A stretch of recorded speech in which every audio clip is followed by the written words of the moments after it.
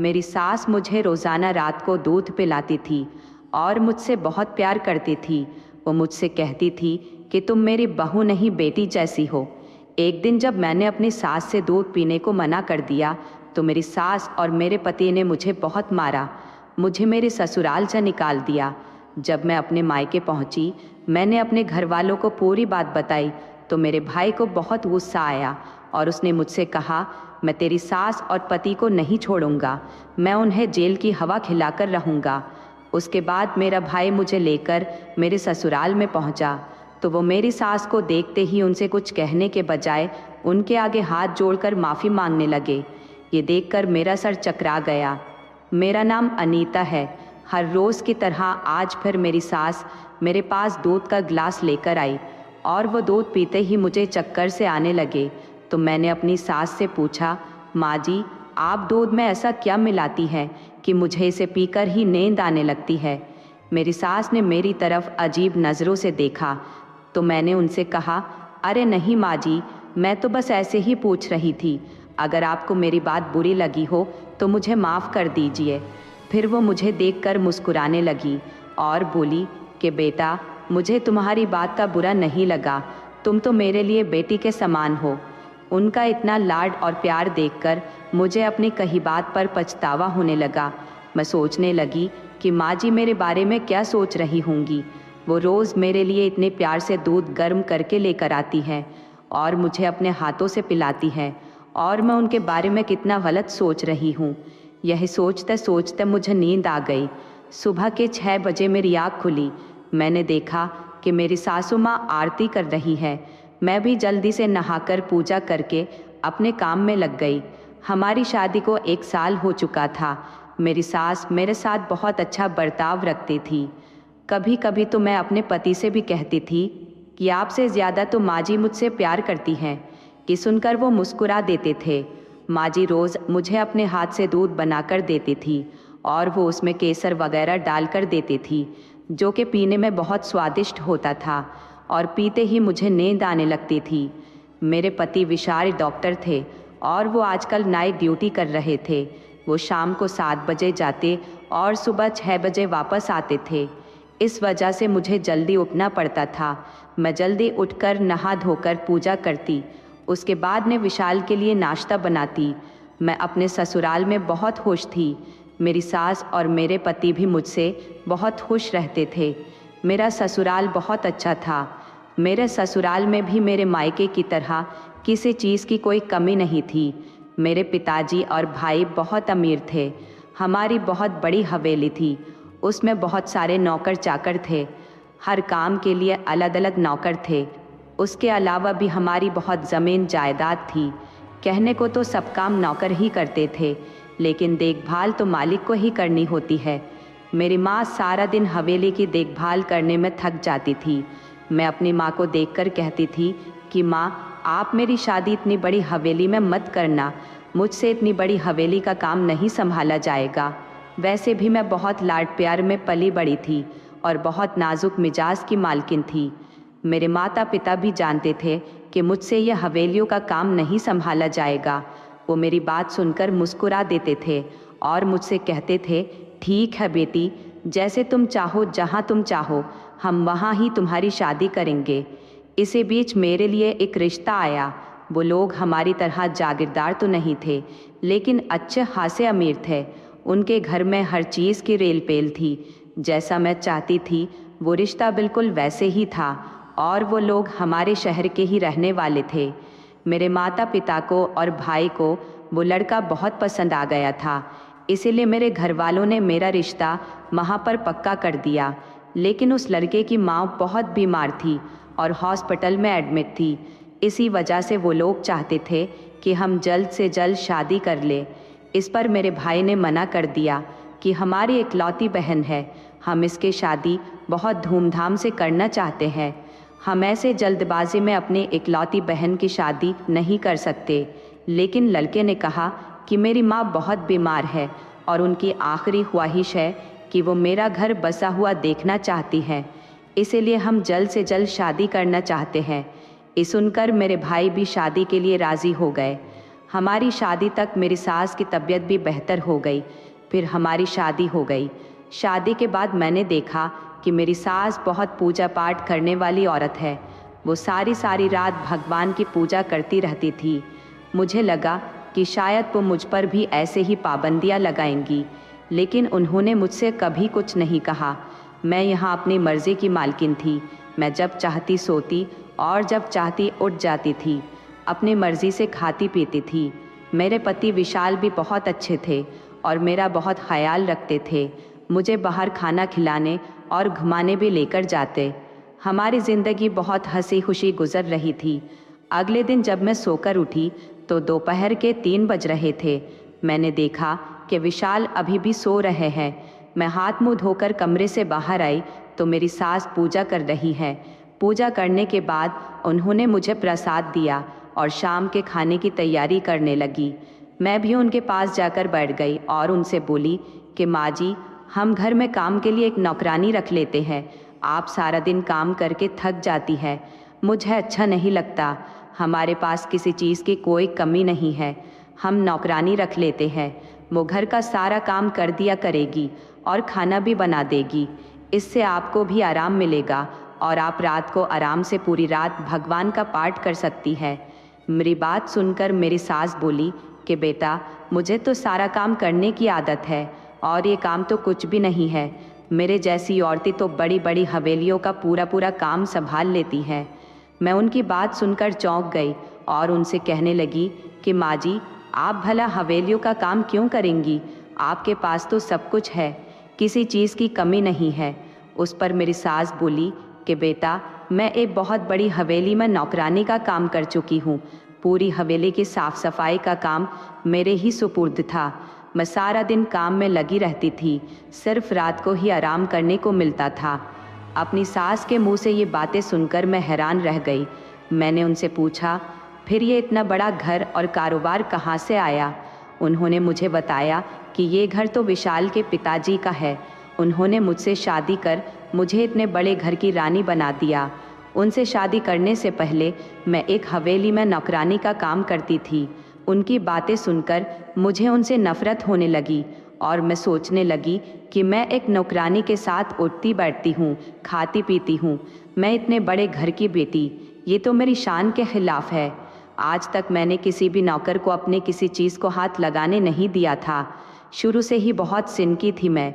अगर कोई नौकर मेरी किसी चीज़ को हाथ भी लगा लेता था तो मैं उसे फेंक देती थी। आज मैं एक नौकरानी के साथ बैठी हूँ। फिर मैं अपने कमरे में चली गई। विशाल के भी जाने का समय हो गया था। वो अपने क्लिनिक चले गए। उनके जाने के बाद माँ जी मेरे लिए दूध लेकर आईं। वो मुझे अपने हाथ से दूध पिलाने लगी, लेकिन आज उनके हाथ से दूध पीते हुए मुझे घिन सी महसूस हो रही थी। मैं सोच रही थी कि जिन हाथों से ये मुझे दूध पिला रही है, उन्हीं हाथों से घर की साफ सफाई करती थी। पता नहीं अपने हाथ ठीक से साफ करती भी होंगी या नहीं। फिर मैंने सोचा कि ये काम तो माँ जी बहुत पहले करती थी, अब तो ये एक बड़े घर की मालकिन है और बहुत पूजा पाठ भी करती है। मैंने अपने आप को बहुत समझाने की कोशिश की, लेकिन फिर भी उनके हाथ से दूध पीने को मेरा दिल नहीं माना। मैंने माँ जी से कहा कि आप दूध का गिलास यहीं पर रख दे, मैं बाद में पी लूँगी। लेकिन वो मुझसे ज़िद करने लगी और बोली कि बेटा, दूध ठंडा हो जाएगा, फिर पीने में मज़ा नहीं आएगा, तुम इसे अभी पी लो। लेकिन मैंने माँ जी से कहा कि माँ जी, आप फिक्र ना करें, मैं खुद बाद में दूध पी लूँगी। ये सुनकर माँ जी मेरे कमरे से चली गई। उनके जाने के बाद मैंने वो दूध नहीं पिया और मैं सोने के लिए लेट गई। लेकिन आज मुझे नींद नहीं आ रही थी। मैंने बहुत सोने की कोशिश की, उसके बावजूद भी मुझे नींद नहीं आई। तब मेरा शक माँ जी पर गया कि हो सकता है कि माँ जी मुझे दूध में कुछ डालकर पिलाती हूँ, जिसकी वजह से मुझे नींद आ जाती है। मुझे सुबह में जल्दी भी उठना है, क्योंकि विशाल सुबह 6 बजे ही घर आ जाते थे। उनके लिए नाश्ता बनाना होता था। इसीलिए मैंने सोचा कि चलो दूध गर्म करके पी लेती हूँ। जब मैं दूध गर्म करने के लिए किचन में गई, जाते ही मुझे घर में किसी के होने का एहसास हुआ। मैंने सोचा कहीं घर में चोर तो नहीं आ गए। मुझे चोरों से बहुत डर लगता था। मैं हल्के हल्के कदमों से बाहर की तरफ गई। अचानक ही डर की वजह से मेरे हाथ से किचन के कुछ बर्तन गिर गए। फिर मुझे किसी के कूदने की आवाज़ आई तो मैं डर की वजह से अपने कमरे में चली गई। मैंने कमरे में जाकर कमरे को अच्छे तरीके से लॉक कर लिया और मैं सोने की कोशिश करने लगी। पता नहीं रात के किस पहर में मेरी आंख लग गई। सुबह विशाल ने आकर मुझे जगाया। रात को देर से सोने की वजह से मेरा चेहरा सूज गया था। विशाल ने मुझसे पूछा क्या हुआ। तब मैंने उनको बताया कि कुछ नहीं, रात नींद नहीं आ पाई, इस वजह से आंखें ओझल हो रही हैं। शाम तक ठीक हो जाएंगी, आप फिक्र ना करें, मैं ठीक हूँ। मैंने विशाल को नाश्ता कराया। विशाल और मैं आराम करने के लिए लेट गए। दोपहर में जब मेरी आँख खुली तो माँ जी मेरे पास आकर बैठ गई और रात के बारे में मुझसे पूछने लगी कि मैंने रात दूध पिया था या नहीं, मुझे नींद आराम से आई थी या नहीं। मैंने उनसे कहा कि हाँ माँ जी, आपके जाने के बाद मैंने वो दूध पी लिया था और मुझे बहुत अच्छी नींद आई। सुबह विशाल के आने पर ही मैं उठी। ये सुनकर माँ जी सुकून से हो गई और मेरे पास से उठकर चली गई। अब मेरा शक मेरी सास पर गहरा होता जा रहा था।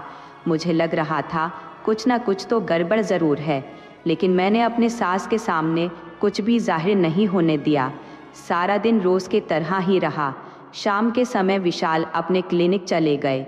उनके जाने के बाद माँ जी दूध लेकर मेरे पास आईं और मुझे दूध पिलाने लगी और मुझसे कहने लगी कि तू मेरी बहू नहीं, बेटी की तरह है।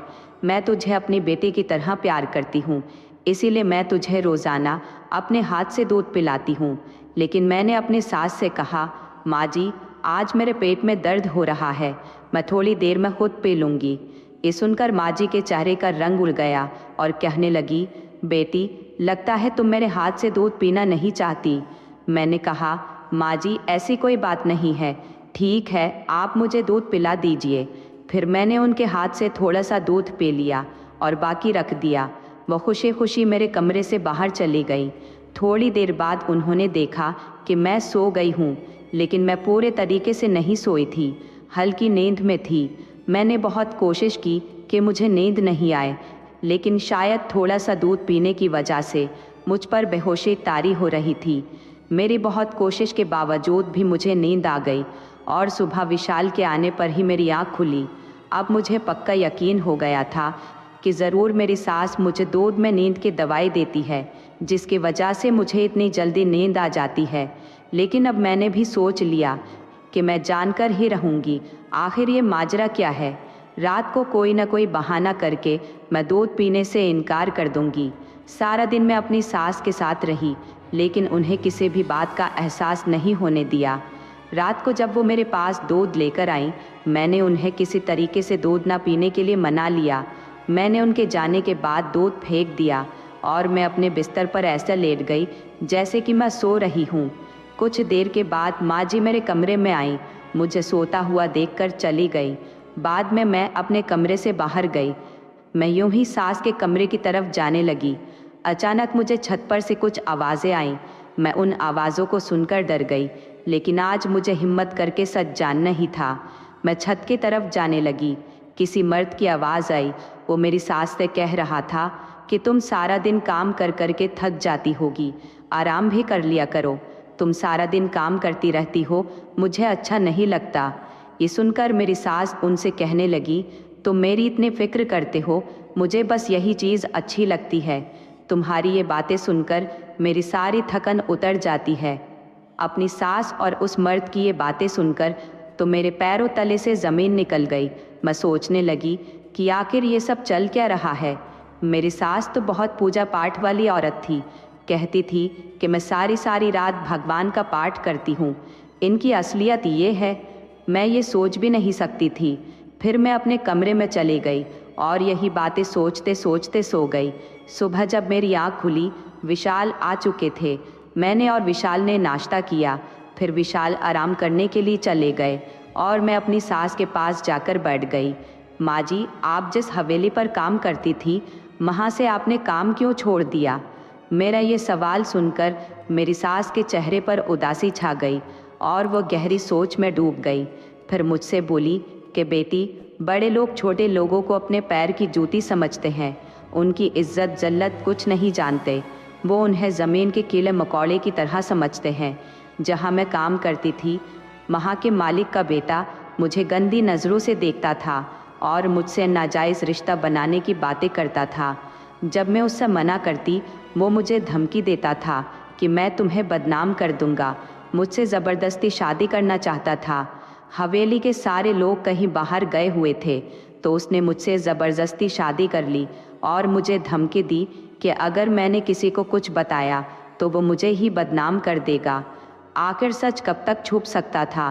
कुछ समय के बाद जब सबको पता चला तो उसने मुझे ही गलत साबित कर दिया और मुझे घर से निकलवा दिया।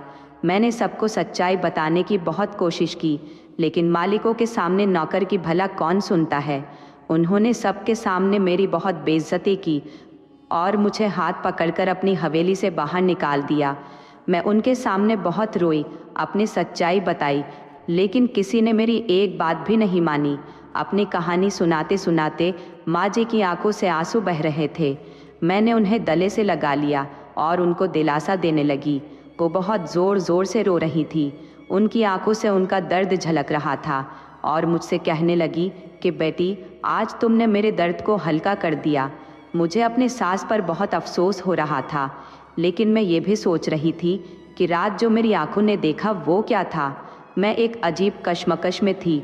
उन्होंने मुझे बताया कि मुझे हवेली से निकाल दिया गया था तो मेरे पास रहने के लिए कोई ठिकाना नहीं था। उस समय विशाल के पिताजी ने मुझसे शादी की और मुझे सहारा दिया। उनका बहुत बड़ा एहसान है जो उन्होंने उस वक्त मेरा साथ दिया। मेरा साथ कोई नहीं था। फिर वो रोते रोते मुझसे पूछने लगी, तुम ही बताओ बेटी, इन सब में मेरा क्या कसूर था। मैं तो वहाँ ईमानदारी से अपना काम कर रही थी, लेकिन उन लोगों ने मेरे साथ बहुत गलत किया। मेरा तो इन सब में कोई कसूर ही नहीं था। मैंने अपने दिल ही दिल में सोचा कि मुझे आपकी किसी बात पर कोई भरोसा नहीं है। जो औरत अपने बुढ़ापे में रात के अंधेरे में एक गैर मर्द से मिल सकती है, उसने पता नहीं अपनी जवानी में कितने मर्दों को घुमाया होगा। उसके बाद मैं माँ जी को उनके कमरे में लेकर चली गई और मैं खुद भी अपने कमरे में आ गई। मैं सोचती रही कि मैं ये सब विशाल को कैसे बताऊंगी।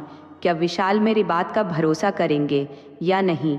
कुछ दिन गुजरने के बाद मैंने सब कुछ विशाल को बता दिया कि तुम्हारी माँ रात के अंधेरे में छत पर किसी और मर्द से मिलती है। विशाल मेरी बात आराम से सुनते रहे, लेकिन मेरी बात पूरी होने के बाद ही उन्होंने मुझसे कहा, तुम अपना सामान पैक कर लो। मेरी माँ चरित्रहीन औरत है, मैं तुम्हें उसके साथ नहीं रख सकता। तुम अपने बाप भाई जैसे शरीफ लोगों में रहो।